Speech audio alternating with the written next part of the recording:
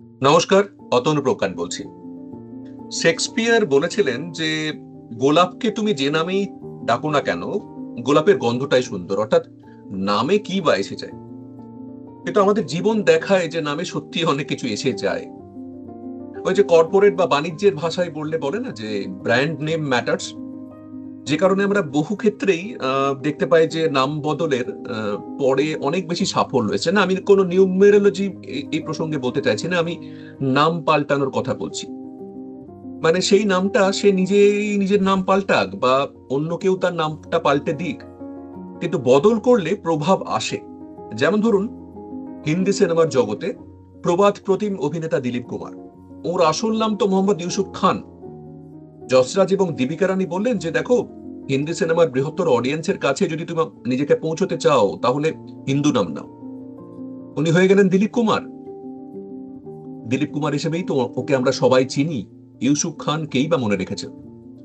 কিংবা ধরুন, কলকাতার গৌরাঙ্গ চক্রবর্তী বলে ছেলেটা খুব ভালো নাচতো, বম্বেতে গিয়ে তার নাম হয়ে গেল মিঠুন চক্রবর্তী। গৌরাঙ্গের চেয়ে মিঠুন নামটা অনেক বেশি ট্রেন্ডি, বৃহত্তর অডিয়েন্সের জন্য অনেক বেশি ক্যাচি, মনে রাখাও সহজ। কিংবা ধরুন, মুমতাজ বেগম, না, মুমতাজ জাহান বেগম দেহলবি, এই নামের অতি সুন্দরী একটি মেয়ে বম্বেতে সিনেমা করতে গিয়ে নাম হয়ে গেল কি বলুন তো, মধুবালা। এই নামটার মধ্যেই কিন্তু সেই গ্ল্যামার এবং সিম্পলিসিটির টাচ আছে। আবার পোর্ট ট্রাস্টে কাজ করা সুদর্শন ছেলেটি যে ভালো গান করত, পাড়ার নাটকে ভালো অভিনয় করত, বাংলা সিনেমায় অভিনয় করতে এসে তার নাম হয়ে গেল উত্তম কুমার। আসল নাম কি ছিল?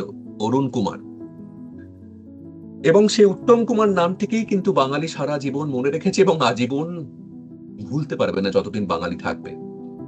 কিন্তু নাম পরিবর্তনের এই ধারা তো শুধুমাত্র সিনেমায় নেই, সমাজের নানা দিকের প্রভাব আছে। যেমন ধরুন, নেলসন ম্যান্ডেলা, তার জন্মের সময় তার একটা ট্রাইবাল নাম রাখা হয়েছিল, সেটা হচ্ছে রহিহ লাহ লাহ, এরকম একটা, যার অর্থ হচ্ছে যে ট্রাবল মেকার, মানে দুষ্টুমি করে বা নানা রকম বিপত্তি ঘটায় এরকম টাইপের। পরে ব্রিটিশ কলোনিয়াল স্কুলে পড়ার সময় এরকম একটা পরিবেশে তার টিচাররা তার নাম লিখে দেন নেলসন।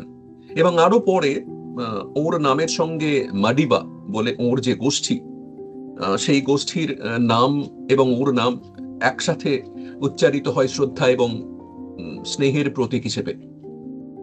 আপনি লক্ষ্য করে দেখুন যে এই প্রত্যেকটি নামের মধ্যে কিন্তু নেলসন ম্যান্ডেলার চরিত্রের এক একটি অধ্যায়ের মতো।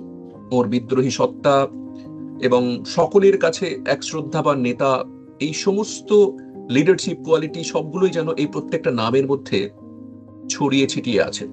আবার দেখুন, রাশিয়ার বিখ্যাত বা কুখ্যাত কমিউনিস্ট লিডার জোসেফ স্ট্যালিন, ছোটবেলায় ওর নাম ছিল ইয়োসেফ জুগাসভিলি।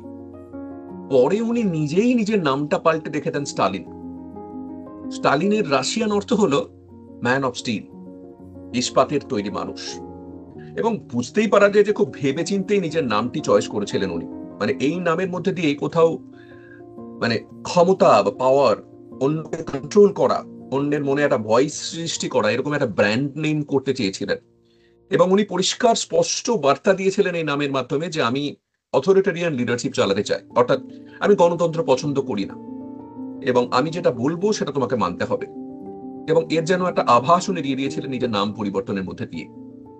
আবার দেখুন, রাজপুত্র সিদ্ধার্থ সংসার ত্যাগ করার পর, বোধিলাভ করার পর, অর্থাৎ স্পিরিচুয়াল অ্যাওয়েকেনিং এর পর হয়ে গেলেন বুদ্ধ, গৌতম বুদ্ধ। সিদ্ধার্থ নাম কেই বা মনে রেখেছে? সবাই আমরা জানি বোধিলাভ অর্থাৎ স্পিরিচুয়াল অ্যাওয়েকেনিং থেকে বুদ্ধের নাম। আবার ধরুন, রামকৃষ্ণ মিশনে ইনফ্যাক্ট পূর্বাশ্রমের নাম, অর্থাৎ যারা মহারাজ বা সন্ন্যাসী হিসেবে জয়েন করেন তাদের ছোটবেলাকার নাম বা আগের জীবনের নাম বদলে দেয়া হয় সন্ন্যাস নেওয়ার পরে। যেমন ধরুন, নরেন্দ্রনাথ দত্ত সন্ন্যাস নেওয়ার পর উনি বিবিদিশানন্দ নামটি গ্রহণ করেছিলেন। এছাড়া কখনো কখনো উনি সচ্চিদানন্দ নামটিকেও ব্যবহার করতেন। পরে চিকাগো যাওয়ার আগে ক্ষেত্রীর মহারাজা অজিত সিং এর সঙ্গে ওর যখন সাক্ষাৎ হলো, তখন অজিত সিংহ ওর প্রজ্ঞা, ওর প্রতিভায় মুগ্ধ হয়ে গেলেন এবং বুঝতে পেরেছিলেন যে এই ইয়ং ছেলেটি একদিন বিশ্বকে দারুণভাবে প্রভাবিত করতে চলেছেন, এবং উনি কিন্তু স্বামী বিবেকানন্দ এই নামটি প্রপোজ করেন। এবং এরপর থেকে নরেন্দ্রনাথ নিজের নাম স্বামী বিবেকানন্দ হিসেবেই ব্যবহার করতে শুরু করেন, এবং এই নামটি কিন্তু সারা বিশ্বে পরিচিত। কিংবা ধরুন এই অধমের নাম, আমার আসল নাম তো অতনু ব্যানার্জি। বাংলায় লেখালেখি করতে এসে অন্য আরেক লেখক এবং কবি অতনু ব্যানার্জির থেকে নিজের আইডেন্টিটিকে আলাদা করার জন্য ব্যানার্জি পদবিটা উড়িয়ে দিয়েছিলাম, এবং তার বদলে নিয়ে এসেছিলাম আমার আরেকটি নাম, সেটি হলো প্রজ্ঞান। এবং দুটো মিলে হয়ে গেল অতনু প্রজ্ঞান। এবং এই নাম পরিবর্তনের জন্য যেহেতু বিখ্যাত বা কুখ্যাত কোনোটাই হয়নি, কিন্তু অনেকে কিন্তু এই অতনু প্রজ্ঞান নামেই আমাকে চিনতে অভ্যস্ত হয়ে গিয়েছে, এবং অনেকে ভাবে যে প্রজ্ঞান আমার টাইটেল। এবং অনেকে আমাকে জিজ্ঞেস করেছে, আপনি কি সাউথ ইন্ডিয়ান? প্রজ্ঞান নামটা শুনে বলছি। অর্থাৎ এটি আমার আইডেন্টিটির সঙ্গে জুড়ে গিয়েছে বাংলায়। কিন্তু এই মানে নাম পাল্টানোর যে ব্যাপারটা, যে ধারা, সেটা তো শুধু মানুষের ক্ষেত্রে, মানুষের নামের ক্ষেত্রে নেই। নানা ব্যবসা বাণিজ্যের, অর্থাৎ ব্র্যান্ড নেম পাল্টে দেওয়ার যে রীতি, সেটা কিন্তু কর্পোরেটে খুব চালু একটা জিনিস। যেমন ধরুন 1984 থেকে 2007 সাল পর্যন্ত যে কোম্পানিটার নাম ছিল অ্যাপেল কম্পিউটার, ঠিক তারপরেই যুগের হাওয়া বুঝতে পেরে সেই কোম্পানিটার নাম হয়ে গেল শুধুই অ্যাপেল। অর্থাৎ কম্পিউটার নামটা বাদ চলে গেল, এবং এই বাদ দিয়েই যেন ওরা ঘোষণা করে দিলেন যে ওরা কিন্তু শুধুই আর কম্পিউটার বেচতে চাইছেন না। এবং তারপর থেকেই ধীরে ধীরে অ্যাপেল আইফোন, আইটিউনস, আইক্লাউড, অর্থাৎ নতুন ডিজিটাল প্রোডাক্টের একটা প্রতীক হয়ে উঠল। আবার ধরুন আমেরিকার একটা ছোট্ট জুতো ডিস্ট্রিবিউটর, যার নাম ছিল ব্লু রিবন স্পোর্টস, নাম শুনেই বুঝতে পারা যাচ্ছে রিবন স্পোর্টস জুতোর সঙ্গে কানেক্টেড। এরাই ঠিক করলো যে 1971 সালে ঠিক করলো যে রিব্র্যান্ডিং করবে তাদের ব্যবসার, এবং কোম্পানির নাম বদলে দিয়ে তারা রাখলো নাইক। নাইক হলো গ্রিক দেবী এবং জয়ের দেবী। বেশ ছোট্ট একটা নাম, নামের মধ্যে আবেগ আছে, স্পিরিচুয়ালিটি আছে, গ্লোবাল স্পিরিট আছে, এবং সরাসরি এটা কোনো জুতোর বা কোনো প্রোডাক্টের কথা বলছে না। সেলস প্রচুর বেড়ে গেল।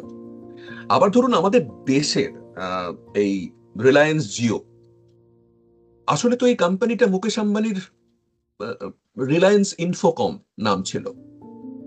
এটি শুধুই টেলিকম পরিষেবা দিত এককালে, কিন্তু খুব সচেতন ভাবে আম্বানিজি বুঝতে পারলেন যে টার্গেট কনজিউমারদের বদল ঘটাতে গেলে তার সঙ্গে সঙ্গে ব্র্যান্ডিংটাও বদল করাটা ভীষণ দরকার।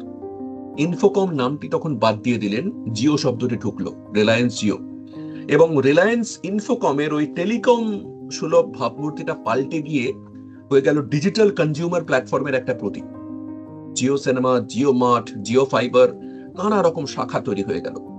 কিংবা ধরুন আজকের বিখ্যাত শিল্পপতি এলন মাস্ক, তার ভেঞ্চার গুলোর নাম তো মাঝে মধ্যে উনি পাল্টে দেন, মানে রিব্র্যান্ডিং করেন। যেমন ধরুন এককালে যে ব্যবসাটির নাম ছিল x.com, সেটাই পরবর্তীকালে হয়ে গেল পেপাল। দেখুন এই নামটার মধ্যে কিন্তু একটা ট্রাস্ট এবং ট্রানজাকশন জড়িত। পে পাল, পাল মানে তো বন্ধু, মানে বলা হচ্ছে যেন চোখ বন্ধ করে আপনি ভরসা করুন এই লেনদেনের উপরে।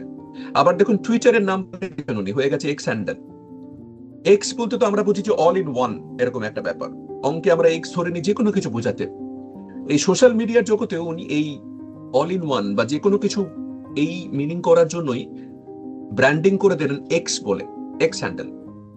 উচ্চারণ করতে সহজ এবং নামকরণটা বেশ মডার্ন এবং ক্যাচি।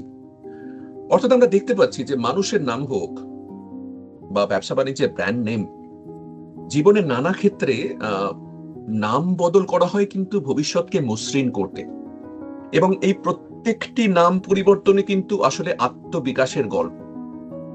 তবে নিছক নাম পাল্টে দিয়ে কিন্তু বাজিমাত করা যায় না। ভেতরের গল্পটা যখন পাল্টায় তখনই নামের অর্থ বদলায়।